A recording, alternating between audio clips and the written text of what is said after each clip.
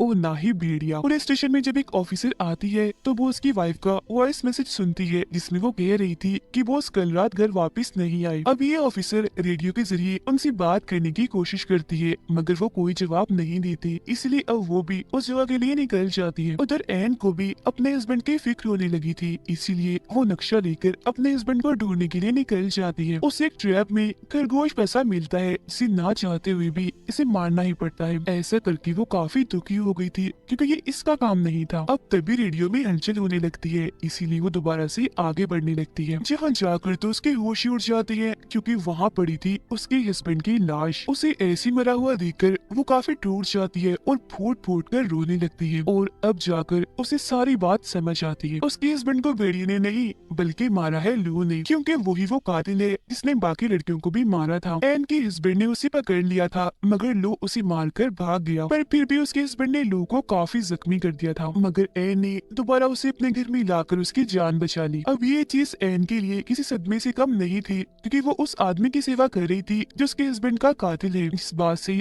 अब तक वो अनजान थी। अब ये एहसास होते ही वो गन लेकर जल्दी से घर की तरफ निकल पड़ती है क्योंकि इसने एक और गलती कर दी थी, ये अपनी बेटी को लो के साथ अकेली छोड़ आई। उधर ऑफिसर भी उस जगह आकर वो उसको ढूंढने लगती है। वो उसको जब ऐसा महसूस होता है कि कोई यहाँ पर है तो वो अपने गन से 2-3 गोलियां चलाता है जिससे बहुत जल्द ऑफिसर उसे ढूंढ लेती है और उसे ऐसी ट्रैप में फंसा हुआ देखकर फौरन यहाँ मदद बुला लेती है। एन बड़ी ध्यान से घर के अंदर जाती है, देखती है कि उसकी बेटी बिल्कुल ठीक है और बड़े आराम से सो रही है मगर यहाँ वो कातिल नहीं था क्योंकि वो तो छुपा हुआ था दरवाजे के पीछे। फौरन ही वो एन पर हमला कर देता है जिस जोर जबरदस्ती में एन की गन से गोली चल जाती है। जो आवाज सुनकर उसकी बेटी की आंख खुल गई थी वो यहाँ आकर देखती है मगर कोई फायदा नहीं होता क्योंकि तब तक एन को लो ने मारकर बेहोश कर दिया था। जंगल में पुलिस भी आ गई थी मगर इससे पहले वो बॉस को ट्रैप से आजाद करते बॉस अपना दम तोड़ देता है। अब इन्हें यहाँ खून के निशान दिखते हैं जो देखकर सारे पुलिस ऑफिसर्स जंगल में आगे बढ़ते हैं। एन को जब होश आती है तो लो उसे ट्रक की चाबी मांगता है जिस पर वो कहती है कि एक शर्त पर,